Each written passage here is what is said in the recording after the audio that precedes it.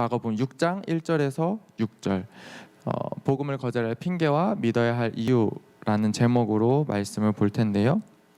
마가복음 6장 1절에서 6절 다 같이 읽도록 하겠습니다. 예수께서 거기를 떠나사 고향으로 가시니 제자들도 쫓으니라. 안식일이 되어 회당에서 가르치시니 많은 사람이 듣고 놀라 가로되 이 사람이 어디서 이런 것을 얻었느뇨? 이 사람의 받은 지혜와 그 손으로 이루어지는 이런 권능이 어찌 됨이뇨? 이 사람이 마리아의 아들 목수가 아니냐? 야고보와 요셉과 유다와 시몬의 형제가 아니냐? 그 누이들이 우리와 함께 여기 있지 아니하냐 하고 예수를 배척한지라. 예수께서 저희에게 이르시되 선지자가 자기 고향과 자기 친척과 자기 집 외에서는 존경을 받지 않음이 없느니라 하시며 거기서는 아무 권능도 행하실 수 없어 다만 소수의 병인에게 안수하여 고치실 뿐이었고 저희의 믿지 않음을 이상히 여기셨더라. 이에 모든 촌에 두루 다니시며 가르치시더라. 아멘. 지난 줄거리를 잠깐 보고자 합니다. 야이로 또 혈루병 여인 그리고 야이로의 딸이 고침받는 장면이었죠. 야이로가 예수님께 나와서 자신의 딸을 고쳐달라고 간청을 하죠. 그런데 야이로보다 더 무거운 문제를 가지고 나온 혈루병 여인이 등장을 합니다. 12년 동안 자신의 병 때문에 슬퍼하고 아파했던 그 혈루병 여인이 이제 주님 앞에도 서지 못했죠. 예수님 뒤에서 옷깃을 만지게 됩니다.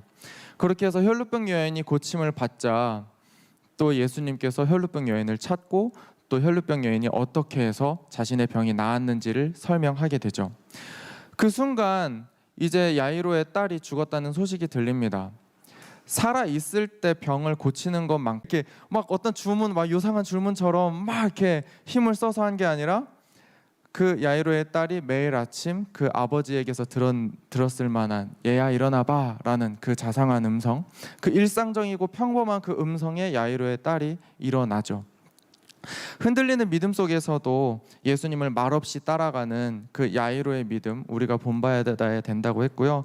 또 아주 일상적인 방법으로도 내 삶을 완전히 뒤집어 버리시는 그런 예수님의 능력을 우리가 기대하고 바라봐야 됩니다. 그래서 오늘은 복음을 거절할 핑계와 믿어야 할 이유라는 제목으로 말씀을 나누겠습니다. 1절입니다. 예수께서 거기를 떠나사 고향으로 가시니 제자들도 쫓으니라. 이 고향이라는 단어를 썼어요. 마가가 예수님의 고향이 어딘지 알아요. 나사렛이라는 걸 알아요. 그런데도 불구하고 고향이라는 단어를 썼습니다. 나사렛이라는 지명을 쓰지 않고 고향이라는 이름을 썼을 때는 어떤 느낌이 달라지죠. 고향이라고 하면 뭔가 정겹고 뭔가 내가 애착이 더 가는. 그러니까 예수님께서 자신의 애착이 깃든 그곳으로 가셨다는 거예요. 예수님은 정말 각지를 돌아다니면서 자신이 지금껏 만나지 못했던 어쩌면 이름도 모르는 병자들을 고치시고 그들에게 가르침을 전파하시면서 정말 그 사람들의 애환이나 그런 슬픔을 보면서 이런 아픔 내 고향에도 내 아는 형이 이 아픔을 겪고 있었어. 이 아픔 우리 엄마가 알고 있어 라는 그런 생각이 들지 않았을까요? 전도사님도 이제 하남시라는 고향을 떠나서 이 인천에 온 지 이제 1년이 돼가는데요. 1년이 돼가는데 전도사님이 어떤 행동을 할 때마다 고향에 대한 애착이 느껴지는 때가 있어요. 그건 뭐냐면 새벽 나라를 주문하는데요. 새벽 나라를 주문해서 이제 교회로 소포가 오잖아요. 택배가 와서 이제 송장을 딱 보는데 송장에 뭐라고 찍혀 있냐면은 하남시 풍산동 어쩌고저쩌고 막 이렇게 써 있는 거예요. 너무 반가운 나머지 새벽 나라가 사실 온라인에서는 똑같거든요, 가격이. 근데 거기에다가 주문을 해서 시켜요. 왜냐면 그 송장 그 주소가 너무 반가워서 내가 살고 있던 그 하남시 풍산동까지 똑같아요. 진짜 내 동네에서 온 거잖아요. 너무 반가워요. 그러면은 막 일에 치여서 정신없이 이러다가도 그 택배 주소를 딱 보면 우리 엄마는 잘 있을까? 우리 가족은 잘 있을까? 나 거기 있었어. 나 살았어. 거기에서 학교를 나왔지. 그렇게 생각이 들어요. 애착이 가요. 정말 누구보다도 예수님은 이렇게 자신의 고향에 대한 애착을 가지고 또 그 자신의 고향에 있는 사람들을 떠올리면서 이 사람들 내가 빨리 고쳐야 되는데, 내가 이 사람들에게 이 기쁜 소식을 전해야 되는데 하는 마음이 컸을 겁니다. 예수님은 이들의 삶을 누구보다도 잘 아셨어요. 저번 그 설교 시간에도 얘기했듯이 이 갈릴리라는 지역은 이 로마군들이 주둔해 있는 지역이어서 짓밟히고 빼앗기고 온갖 아픔을 다 겪은 곳이었어요. 게다가 나사렛이라는 동네는 정말 그냥 이스라엘 사람들이 알까 모를까 할 정도로 인지도가 낮은 그런 촌구석 동네에서 뭐가 날 수 있겠어? 라고 얘기할 듯이 그런 아주 무시와 차별을 받는 곳이었어요. 예수님이 그 차별을 아시고 그 무시를 아시는데 어떻게 고향에 내려가서 복음을 전하지 않을 수가 있겠습니까? 예상하기를 예수님이 고향에 왔다, 예수님이 애착을 더 가지신 곳이다, 그러면 뭔가 더 기적이 일어나고 더 뭔가 예수님이 뭔가 플러스 원 이렇게 뭔가를 더 주시지 않을까라는 생각이 들게 됩니다. 그렇게 해서 2절을 가면요, 2절에 가면 안식일이 되어 회당에서 가르치시니 많은 사람들이 듣고 놀라 가로되 이 사람이 어디서 이런 것을 얻었느뇨? 이 사람이 받은 지혜와 그 손으로 이루어지는 이런 권능이 어찌 됨이뇨? 라고 얘기를 해요. 역시나 예수님은 고향에서 안식일에 변함없이 회당에 가셔서 사람들을 가르치시죠. 회당에 가르치실 때마다 사람들이 놀래요. 어느 회당을 가든 사람들이 놀랐어요. 이런 가르침을 들어본 적이 없어. 어떻게 해서 이 사람은 이렇게 말씀을 전하는 거지? 그도 그럴 것이 예수님은 하나님의 나라가 이렇습니다, 그런 정도로만 얘기를 하는 게 아니라 하나님의 나라가 나에게 임했습니다, 그리고 나를 통해서 하나님의 나라가 확장될 것입니다, 나의 권세를 가지고, 예수님은 자신의 권세를 가지고 하나님의 나라를 설명하셨어요. 어느 랍비도 나에게 하나님의 나라가 임했다 이런 권위를 펼치지는 않았거든요. 근데 예수님은 그렇게 하셨어요. 그런데 그냥 말씀만 가르치시면 될 줄 알았는데 그 말씀 안에서, 가르침 안에서 막 귀신이 쫓겨나가고 막 병든 사람이 회복되고 고침의 역사가 일어나고 이러는 거예요. 정말 놀라지 않을 수가 없어요. 어떻게 이 사람은 이런 권능을 가졌냐, 누구한테서 배웠길래 이런 식으로 가르치는데 이 가르침이 이렇게 능력이 있느냐. 사람들은 이제 놀라워하죠. 궁금해합니다. 고향 사람들이 예수님의 모습을 잘 알고 있었는데, 예수님이 태어나서 예수님이 어떻게 자라는지를 아는데, 그 나한테 익숙한 예수가 그렇게 말씀을 가르친다니, 그렇게 사람들을 고친다니, 사람들이 예수를 보고 더 따르지 않을까 하는 또 그런 긍정적인 예상을 하게 되죠. 예수님이 고향에 왔고 우리와 함께 여기 있지 아니하냐 하고 예수를 배척한지라.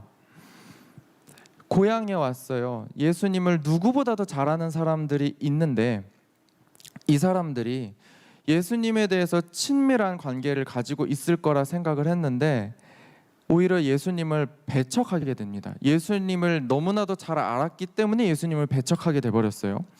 이 사람들이 예수님을 배척하게 된 이유 3가지를 들면은 마리아의 아들, 목수, 그리고 집을 떠난 자식이라는 3가지 이유입니다. 마리아의 아들이라고 얘기한다면 여러분들 어떻게 느껴지실지 모르겠지만 보통 아버지의 아들, 아버지의 딸 이렇게 얘기하는 게 이스라엘에서는 보통 그 상식이거든요.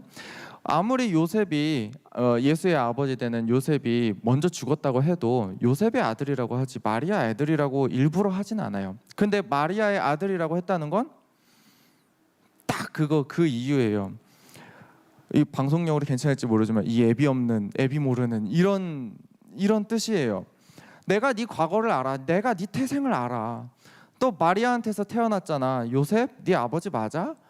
너 어떻게 태어났는지도 모르는 자식이잖아. 네가 그렇게 예수님에 대해서 이미 부정적인 감정이 다 씌어버렸어요. 예수님을 보기만 해도 그냥 안 좋은 생각이 떠오르는 거죠. 그리고 목수예요. 목수가 그 당시 잘난 직업도 아니에요. 별 볼 일 없는 애가 왜 저렇게 얘기를 할까?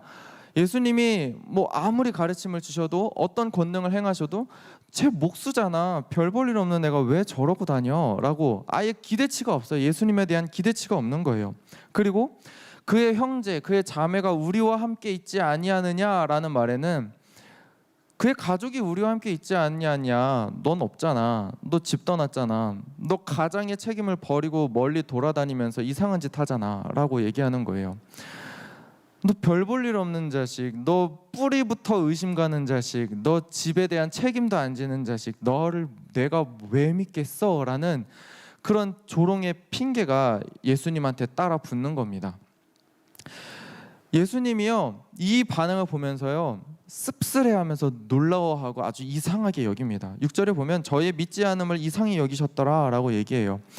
예수님도 그렇게 자신이 애착이 가는 그 고향에 와서 정말 좋은 복음을 가지고 왔는데, 그렇게 해서 가르치시고 능력을 행하는데 예수님이 한 그 복음에 대해서 사람들의 반응은 저리 가였어요. 자기 고향 사람들 빼고 다 자신을 영접하는 안타까운 상황이 벌어집니다. 여기서 우리는 한 가지 생각을 해봐야 될 것 같아요. 왜 그들은 예수님을 받아들이지 않았을까? 그들의 이유를 들어보면요, 지금의 예수님과는 전혀 상관이 없어요.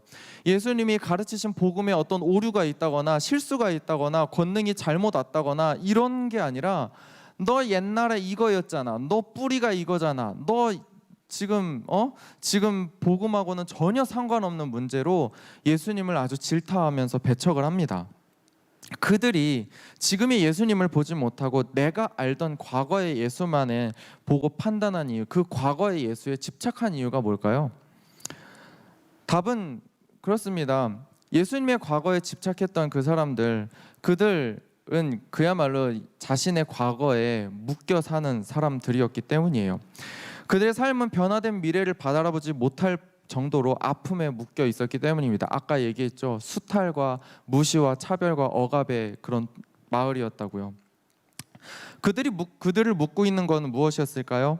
가난, 수탈, 차별, 아픔, 또 육체의 고통, 또 정신적인 고통, 이런 것들이었겠죠.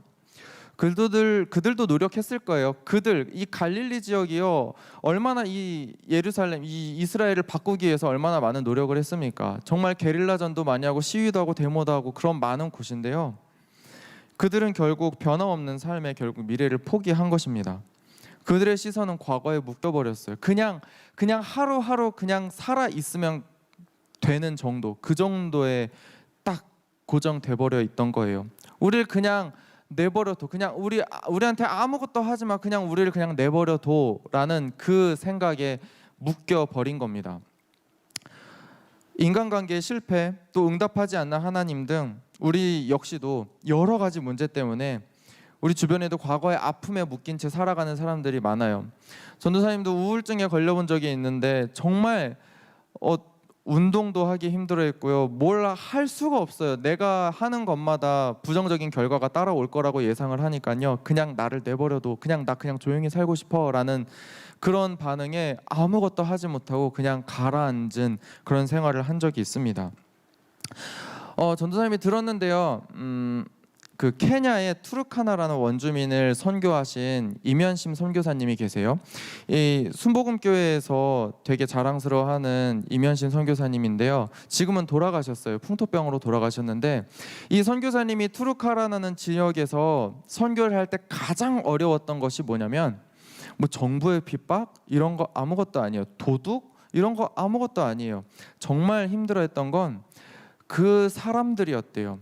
뭔가 이 가난에서 헤어나오려면 가르치고 배워서 뭔가 더 나은 직업과 또 나은 환경을 제공해서 이 먹을 것을 더 부양하고 더 그렇게 해서 좋은 세상을 만들어가는 그런 비전을 같이 공유해야 되는데, 이 사람들 너무 가난한 나머지 제발 우리한테 아무것도 하지 말라라고 사람들이 밀어낸 거예요. 그렇게 좋은 걸 무상으로, 복음과 교육을 무상으로 제공하겠다는 그 이면식 선교사님의 노력에 그 원주민들은요, 우리를 그냥 내버려둬, 그렇게 해서 달라지는 거 없어 라고 반응을 했다고 합니다. 그거를 끝끝내 계속 설득하고 시도한 끝에 결국 이면심 선교사님은 그가 돌아가시고 나서 이제 거기에 학교가 세워지게 되는데요, 정말 그렇게 자신의 아픔 때문에 과거에 묶인 채로 변화를 두려워하는 사람들 우리 주변에 얼마나 많은지 모릅니다. 그러다 보니 자신들의 삶을 진짜 바꿀 수 있을 정도로 대단한 존재가 이 자신들 앞에 있으면서도 우리는 그 유일한 희망을 놓쳐버릴 때가 있는 거예요. 이 나사렛, 이 고향 사람들처럼요. 예수님이 정말 그들의 삶을 바꿀 수 있는 유일한 존재임에도 불구하고 혈루병 여인처럼 정말 몰래 잡고 싶은 그 심정이라도 가졌어야 되는데 그 사람들은 그 희망마저도 버린 겁니다. 결국 예수님은 믿지 못하는 사람들에게 아무런 권능도 행하실 수가 없었어요. 5절에 보면 거기서는 아무 권능도 행하실 수 없어 다만 소수의 병인에게 안수하여 고치실 뿐이었고 라고 되어 있습니다. 예수님은요, 믿지 못하는 사람들에게 기적을 나타내실 수가 없었어요. 예수님의 능력이 없어서가 아니라 예수님의 일하는 방식은 그것이 아니었기 때문이에요. 예수님의 일하는 방식은 선 믿음 후 기적이에요.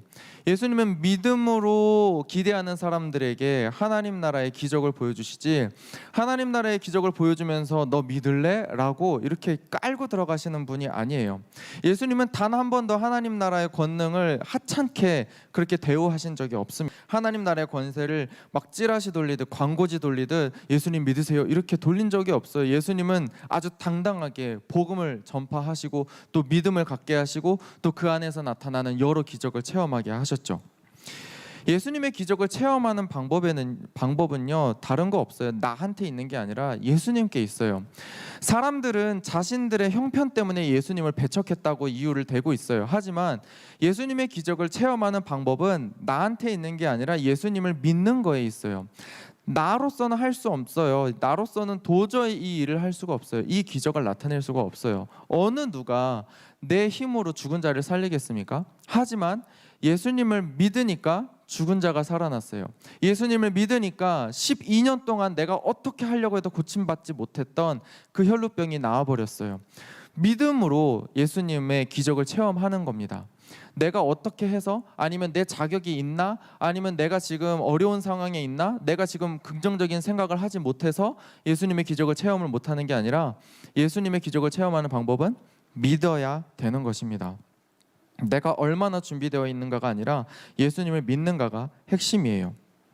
그런데 예수님께서 기적을 행하신 부분이 있습니다.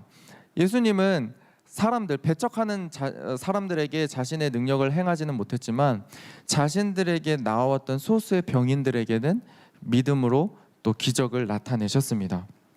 소수의 병인들이 예수님 앞에 나와서 기적을 체험했어요. 고침을 받았어요.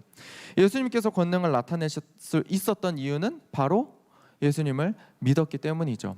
사람들은 예수님을 배척해서 아무 권능도 볼 수 없었지만 이 소수의 병인들은 예수님 앞에 나와서 믿음으로 예수님을 붙잡고 또 예수님은 그들에게 안수해서 그 기적을 나타내신 겁니다.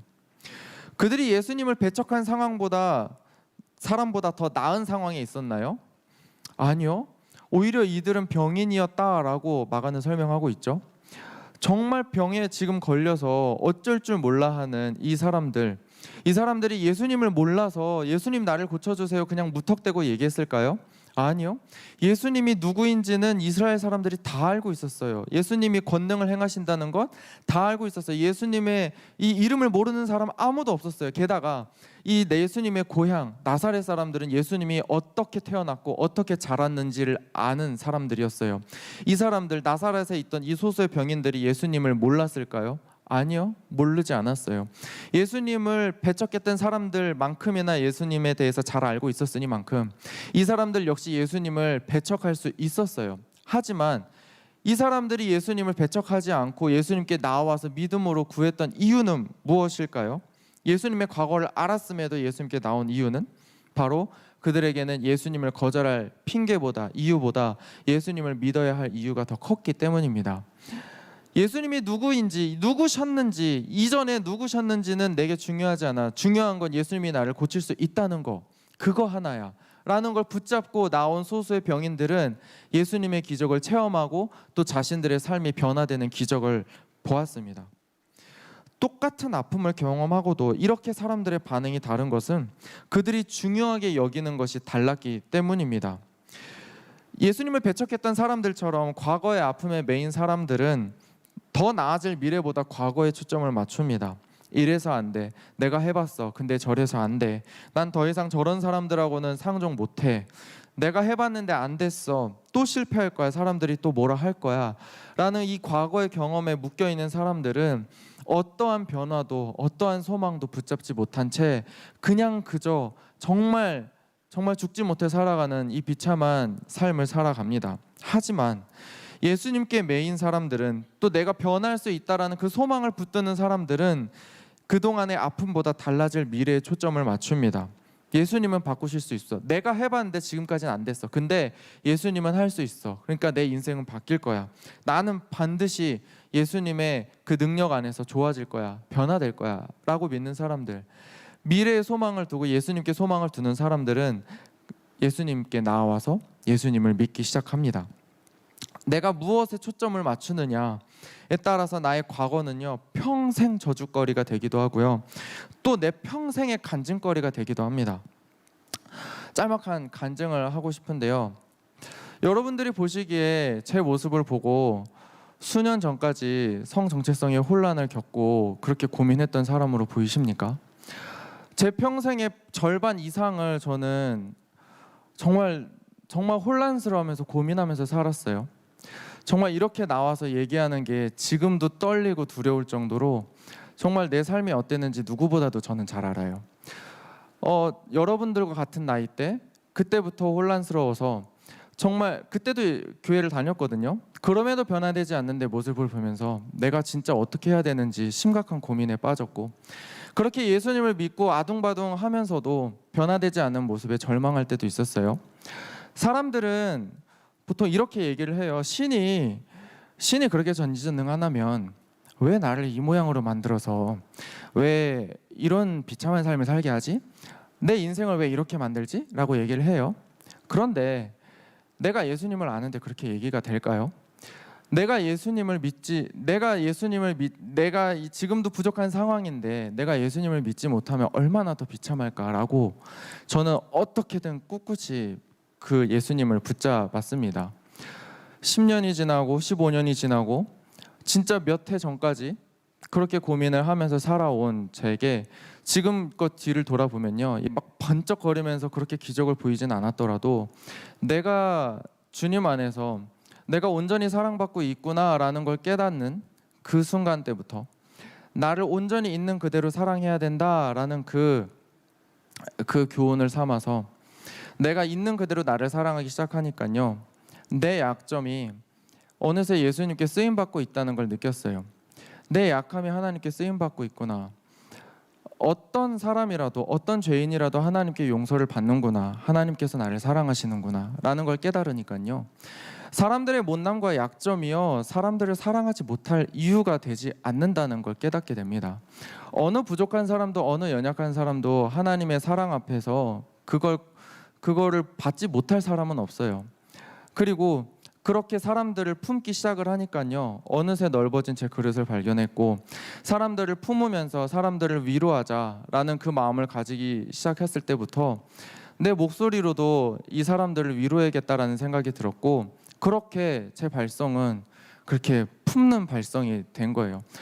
막 알맹이가 없어서 막 멋있게 찬양을 부르지 못하는 거에 대해서도 저는 되게 내 목소리 왜 이래? 라고 생각을 했지만, 그냥 있는 그대로 나를 사랑하시는 예수님을 체험하고 그렇게 살아가니까요, 내 목소리가 사람들한테 듣기로는 되게 편한 목소리라고 하더라고요. 아, 내가 이런 목소리로 하나님께 부르심을 받았구나, 그렇게 해서 쓰임 받는구나, 사람들이 편하게 느끼는 그런 목소리로 사람들을 위로하는구나 라는 걸 깨닫게 됐어요. 여러분들의 연약함으로 하나님이 들어 쓰실 때 당황할 수 있어요. 하지만 내 연약함 때문에 하나님을 밀어내는 것보다 내 연약함을 들어 사용하실 주님을 붙잡는 여러분 되시기를 바랍니다. 나의 과거가 더 이상 현재의 나를 붙잡지 못합니다. 예수님은 나를 들어서 변화시키고 또한 하나님의 나라를 경험하게 하십니다. 여러분들이 가지고 있는 그 모든 약점이 예수님을 거절할 핑계가 아니라 오히려 예수님을 더 붙잡고 예수님께 쓰임받는 그 이유가 됐으면 좋겠습니다. 결론입니다. 과거에 묶여서 예수님을 밀어내지 마시고요, 나의 과거 또 나의 어려움은 예수님을 거절할 이유가 아닌 예수님을 믿어야 할 이유가 됩니다. 홀마팀 나와주세요. 우리가 이 시간 기도할 건데요, 이렇게 기도했으면 좋겠습니다. 지금 내가 어떤 모습이든 예수님을 알게 하시고 믿게 하심을 감사합니다. 또 지금 내가 어떤 모습이든 나를 더 나은 모습으로 만들어 가실 주님을 붙잡읍시다. 또 세 번째로, 지금 내게 어떤 문제가 있든 이 문제보다 훨씬 크신 주님이 나와 함께 하심을 고백합시다. 정말 미래가 보이지 않아 정말 예수님 안에서 주님을 전파하는 이 주님의 종으로 쓰임 받을 수 있을까라고 고민했던 저에게 예수님은 지금까지 내가 상상도 못한 그런 선물을 주셨어요. 믿음의 배우자를 만나게 하시고, 또 믿음이 성장하게 하시고, 또 결혼을 준비하게 하시고, 내가 이 바닥에서 하나님을 나타낼 수 있을까라고 절망했던 나의 삶을요, 상상도 못한 방법으로 예수님이 만들어 주셨어요.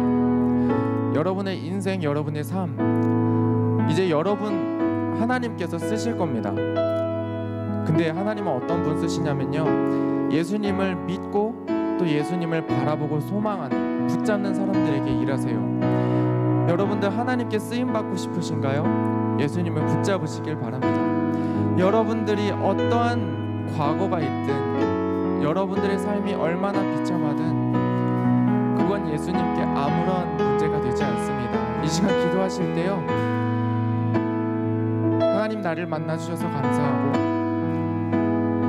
또 나를 위해서 십자가에 못 박히심을 감사합니다.